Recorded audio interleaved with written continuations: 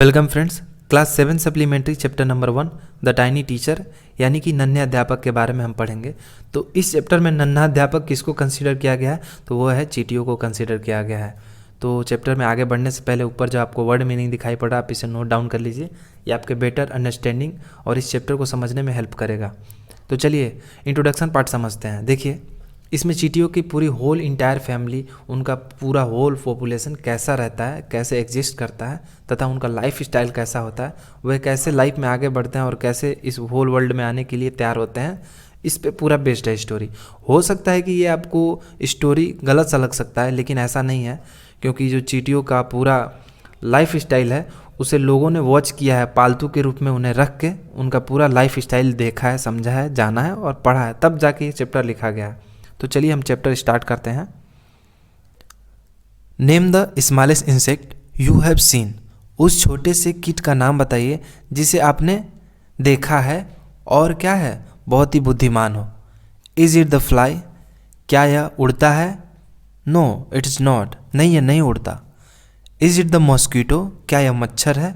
No not the mosquito, यह मच्छर भी नहीं है। Then it must be the worm, तब यह बिल्कुल एक वॉर्म हो सकता है। नो नन ऑफ दिस, इनमें से कोई नहीं है। It is the ants, the commonest, the smallest, बस द वाइजेस्ट इंसेक्ट। यह एक चींटी है, बहुत ही कॉमन सी पाई जाने वाली, छोटी परंतु बहुत ही बुद्धिमान है। The story of an ant's life sounds almost untrue. एक चींटी की जिंदगी कहानी बिल्कुल असत्य सा लगता है, but people have kept ants as pet and have watch their daily behaviour closely. परंतु लोगों ने इसे पालतू के रूप में रखा है और उनके डेली बिहेवियर को बहुत ही क्लोजली से क्या किया है, वॉच किया है। So we know a number of facts about this tiny hard working intelligent creature. इसलिए हम बहुत सारे नंबर ऑफ फैक्ट्स इन छोटे से हार्ड वर्किंग और इंटेलिजेंट प्राणी के बारे में हम जानते हैं। An ant uses its feelers or antenna to talk to other ant by passing message through them. एक चींटी अपने फीलर्स का यूज करती है दूसरे से बातचीत करने के लिए और मैसेज पास करने के लिए उनके द्वारा। तो फीलर्स क्या होता है या फिर एंटीना क्या होता है, तो ये आपको जो ऊपर दिखाई पड़ रहा है, ये ऐसे छोटे छोटे जो दिखाई पड़ रहे हैं, तो इसी का वो लोग यूज करते हैं दूसरे से मैसेज पास करने में। आपको समझ में आया? Watch a row of ants moving up और डाउन द वॉल। एक आपको लाइन वॉच करना है चींटियों का। आप दीवार पे जो वो लोग रहते हैं एक दूसरे के अपोजिट डायरेक्शन में जब वो लोग जाते हैं तो आपको उसे देखना है। Each ant greets all other coming from the opposite direction by touching their feeler. तो इस लाइन में ये बता रहा है, जब आप दीवार पे उन चींटियों की एक कतार को जब वॉच करेंगे तब आप देखेंगे जो उनमें से प्रत्येक चींटी होती है वो विपरीत दिशा से आने वाले सभी अन्य लोगों को क्या करती है, उनके फिलर्स टच करती है और उनका स्वागत करते हुए आगे बढ़ जाती है। ग्रीट मतलब होता है स्वागत करना या फिर अभिवादन करना। टचिंग मतलब छूना। अपोजिट डायरेक्शन मतलब विपरीत दिशा। समझ में आया आपको? तो आगे बढ़ते हैं।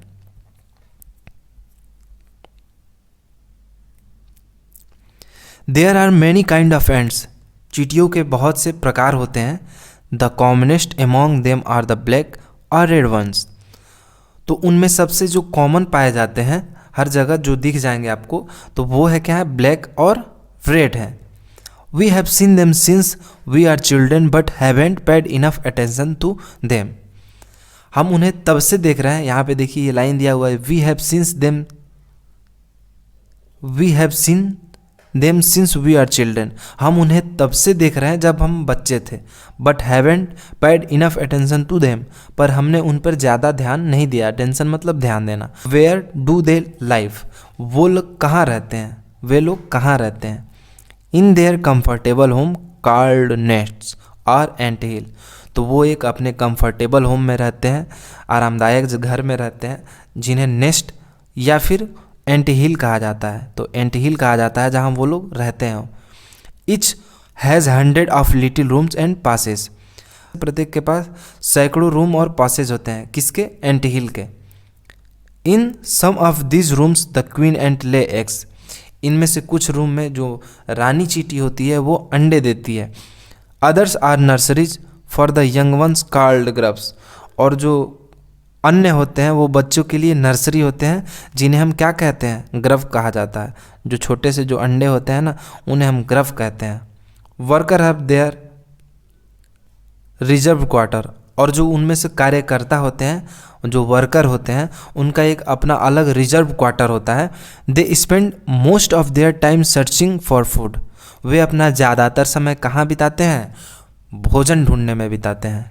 कौन? Worker. Some rooms serve as store house for food, तो उनमें से कुछ रूम को क्या किया जाता है? स्टोर हाउस के रूप में सर्व किए जाते हैं, रखे जाते हैं, जहाँ पे भोजन को एकत्रित किया जाता है।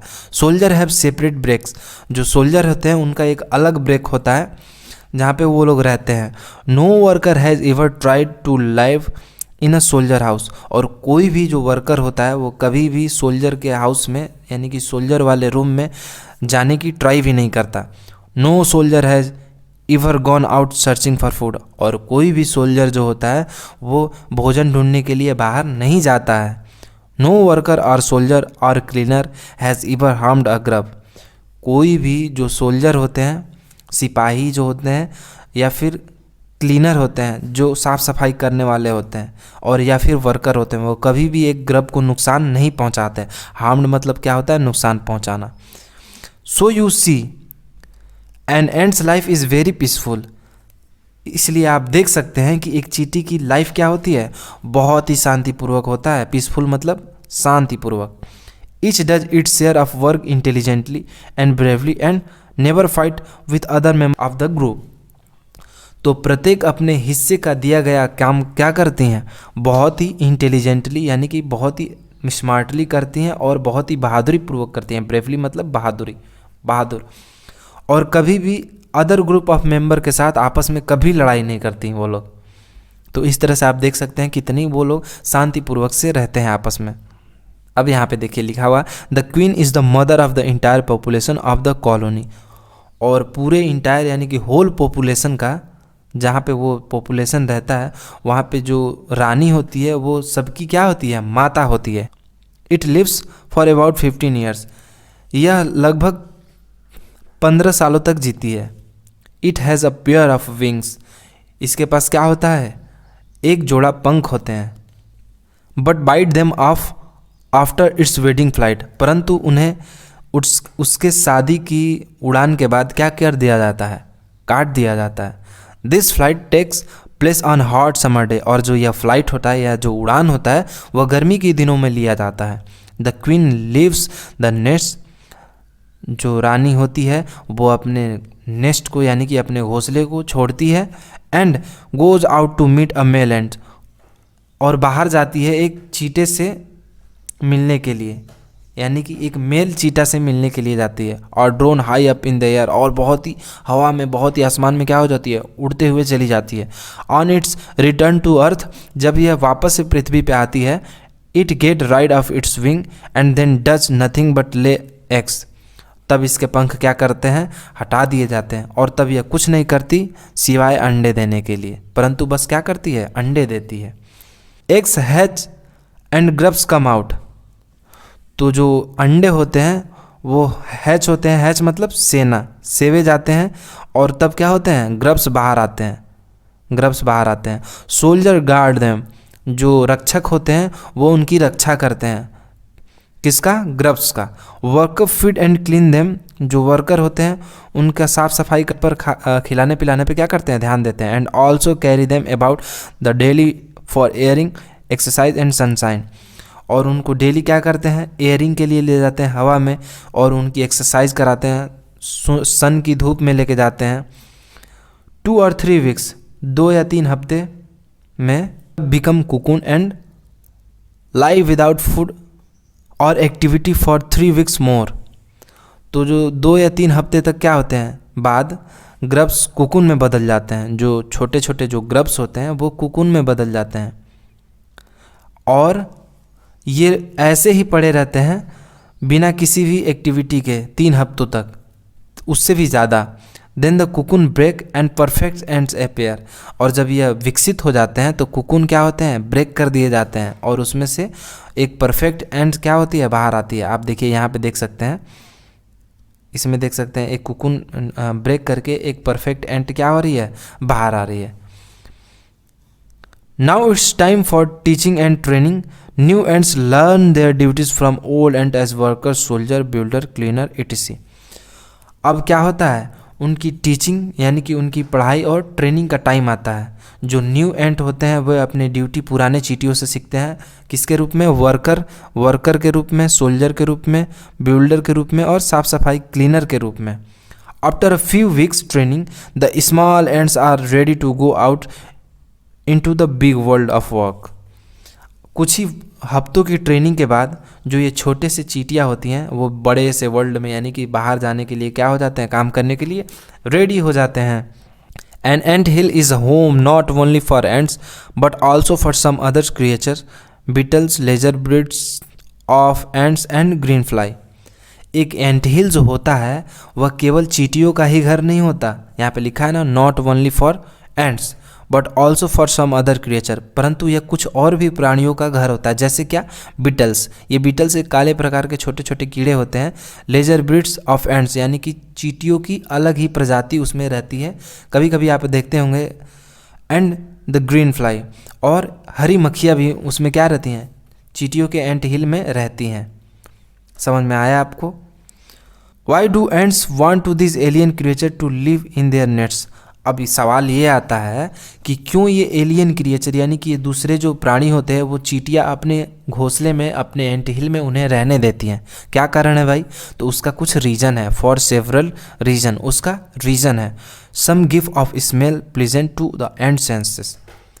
तो उनमें से कुछ जो होते हैं जिन उनका जो क्या होता है, उनका जो स्मेल होता है वह चींटियों को बहुत पसंद आता है, उनके सेंस को बहुत ही पसंद आता है, भाता है. इसलिए वो लोग क्या करते हैं, रखते हैं. अदर गिव स्वीट जूसेस, और अदर क्या होते हैं यानी कि दूसरे मीठे जूस देते हैं. And some are just pet और play thing like cat and dog to human beings. और कुछ वो पालतू के रूप में रखते हैं खेलने के लिए, जैसे कि हम बिल्ली रखते हैं, जैसे कि ह्यूमन क्या करता है, बिल्ली रखता है और कुत्ते रखते हैं पालतू के रूप में. उसी प्रकार वो लोग भी पालतू के रूप में रखते हैं कुछ एनिमल को. एनिमल मतलब कुछ कीट को वो लोग क्या करते हैं, पालतू के रूप में रखते हैं. The green fly is the ant's cow. जो हरी मक्खियाँ होती हैं वो चींटियों का गाय होती हैं. अब मतलब क्या हो गया इसका मतलब ये, जैसे कि हमारे लिए गाय क्या होती है, दूध देती है, उसी प्रकार चींटियों के लिए ये क्या होती है, गाय के समान होती है, जो उन्हें मीठे दूध देती हैं. देखिए आगे बताता हूँ. The ants train it to give honey dew like milk with touch of their antenna. जो एंड्स होती हैं वो उन्हें ट्रेन करती हैं ताकि वो हनी ड्यू दे सकें, जो कि मिल्क जैसा होता है. वे अपने एंटीना से उन्हें ट्रेन करती हैं ताकि वो हनी ड्यू दें. समझ में आया आपको? They milk it just as we milk the cow. और यह मिल्क ऐसा होता है जैसे कि हम क्या देखते हैं, गाय का दूध देखते हैं. गाय का दूध हमारे लिए बेनिफिट होता है उसी तरीके से. समझ में आया आपको? Have human learned as much as ants have? Perhaps they have but they haven't put their learning to good use. क्या इंसान ने चींटियों जितना सीखा है? शायद उनके पास है क्या है, दिमाग, लेकिन उन्होंने अपनी शिक्षा का सदुपयोग नहीं किया है. समझ में आया आपको? परहैप्स मतलब होता है शायद. They may still learn a few things from this tiny teacher. तो हमें क्या करना चाहिए, हमें अभी भी यानी कि ह्यूमन को अभी भी इस छोटे से चींटी से, इस छोटे से अध्यापक से कुछ सीखना चाहिए. क्या सीखना चाहिए भाई? हार्ड वर्क सीखना चाहिए. हार्ड वर्क सीखना चाहिए, sense of duty and discipline. अपने कार्य के प्रति क्या, डिसिप्लिन और ड्यूटी, हमें अपना ड्यूटी मालूम होना चाहिए. क्लीननेस, साफ सफाई. Care for the young ones यानी कि बच्चों की देखभाल करना. और above all a firm loyalty to the land where they life.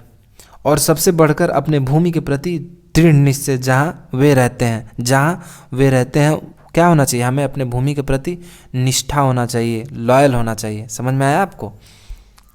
तो यही सीखना चाहिए चींटियों से. तो इसी के साथ यह चैप्टर समाप्त होता है.